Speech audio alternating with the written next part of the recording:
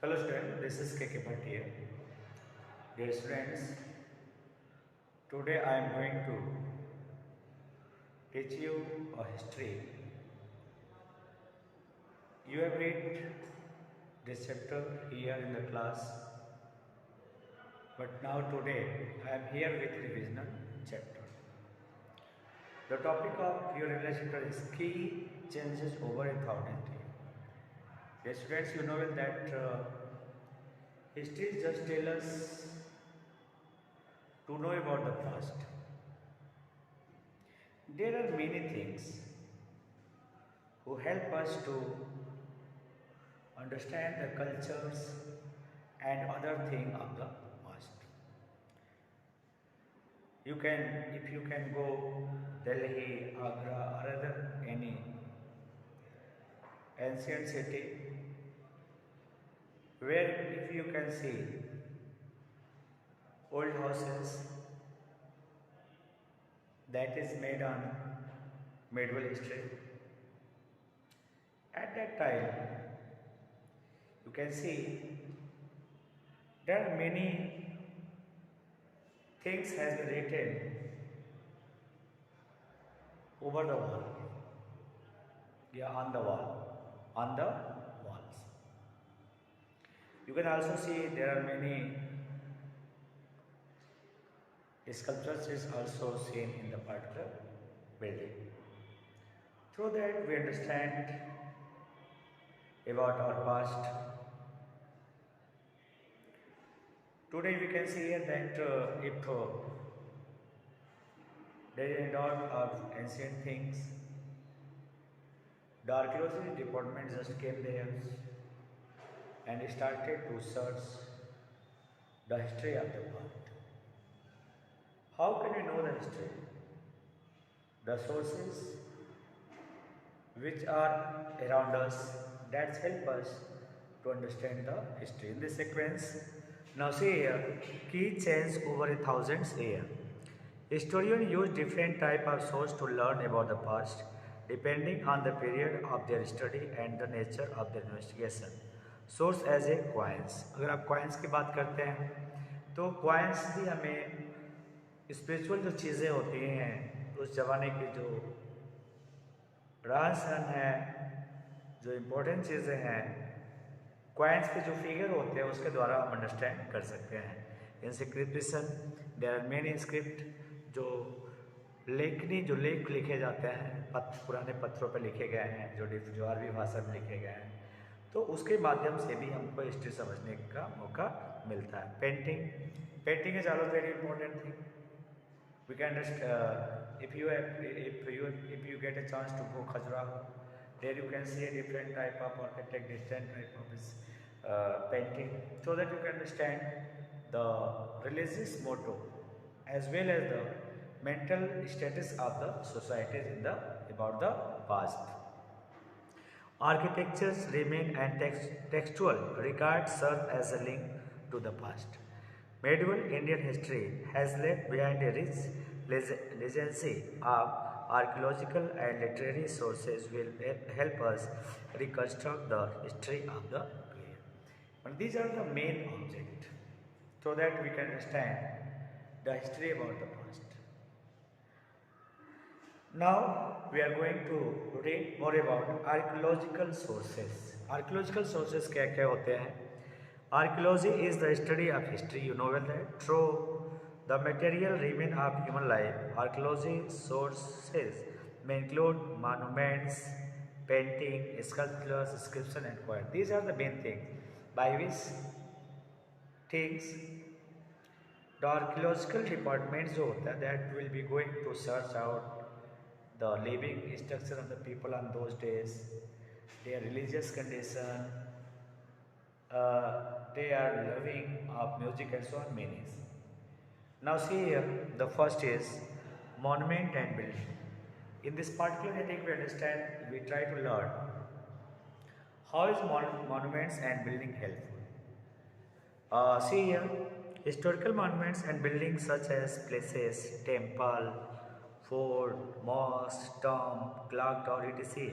help to reconstruct the past in the many ways. If you want to know about past, we have to go go to observe those houses who are the past.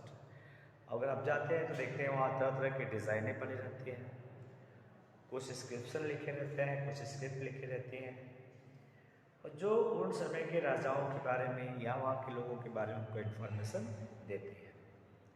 कैसे लोग यात्रा करते थे, कैसे लोग चीज़ों को संभालते थे, पारिवारिक व्यवस्था क्या थी, ये सारी चीज़ें हमको देखने को मिलती है through the history. To begin with this building reveal means open the architectural styles and cultural influence of the period. मतलब आप समझ सकते हो कि कल्चरल इन्फ्लुएंस कैसा रहा, सांस्कृतिक प्रभाव कैसा रहा, रिलीजियस प्रभाव कैसा रहा, ये सारी चीज़ें हमको उससे मिल जाती हैं। The famous monuments of the medieval period include the Humayun tomb. आप हुमायूं टॉम्ब जाएंगे, गुम्बद जो उसको देखेंगे तो वहाँ भी आपको बहुत सारी चीज़ें, Qutub Minar, it's very famous for you, and there are many students have seen Qutub Minars. So if you see Qutub Minars, there you can see big tombs and so many things which tell us the history of our ancient time. Qutub Minar mosques such as the Qaur-ul-Islam and Jama Masjid, Red Fort from Delhi, Taj Mahal from Agra, Hosla temples, etc. They provides invaluable information regarding the architectural skill of worker. मतलब आप समझ सकते हो, उस building को देखने के बाद आप समझ सकते हो कि जो हमारे वर्कर थे, जो हमारी टेक्नोलॉजी थी, कितनी स्ट्रांग थी। In those days there is no use of bar और छड़, cement, people just use stones and lime to make such type of building, and those building just remain today with the in those condition who made 600 or 700 years ago. तो ये technology जो है वो हमें बताती है कि उसमें भी हमारा जो साइंस था, जो टेक्नोलॉजी थी, जो आर्कियोलॉजी डिपार्टमेंट था, जो टेक्नोलॉजी थी हमारी कितनी स्ट्रांग थी। ताजमहल को आप देख करके सरप्राइज हो जाओगे, उसको अजूबा भी कहा जाता है, 7 वंडर्स में भी आता है, स्ट्रेंज बिल्डिंग के रूप में जाने जाते हैं। तो आप सोच सकते हो कि उस समय के जो आर्किटेक्चर थे, जो भवन का निर्माण करते थे, आजकल के किसी वैज्ञानिक से कम नहीं थे, आजकल के किसी आर्किटेक्टर से कम नहीं थे। They have deep knowledge and creates those building which can't able to be rebuild. ऐसे बिल्डिंग दोबारा बनाई नहीं जा सकती। अब आगे आप देखेंगे, they provide general information regarding the architectural skill of worker, material used to construct these monuments, and the mode of transportation in use. Beside the culture and religious belief prevailed during the period under the study, और बहुत सारी चीज़ें होती हैं जो इसके अंदर पढ़ते हैं। अब आते हैं बेटा इंस्क्रिप्शन पे। अब इंस्क्रिप्शन क्या होता है? ये लैंग्वेज को डिस्क्राइब करता है, चीज़ें जो प्राचीन काल में लिखी होती है उसको हम अंडरस्टैंड करते हैं, समझते हैं। Inscription are writing engrave on solid surface including rock, चट्टान पे आप लिखते हो, मेटल्स पे लिखते हो, पिलर्स पे लिखते हो, स्टोन पे लिखते हो, and other instruments written in various language and script. This inscription record royal proclamations, religious instruments, instruction and gift to temple people और विलेज। तो ये बहुत सारी इंफॉर्मेशन हमको इसके द्वारा माध्यम होती है। Many of this available even today are attributed to the Rajput Chola rulers. Beside it are several inscriptions of the walls of the Taj Mahal and Red Fort and the places walk.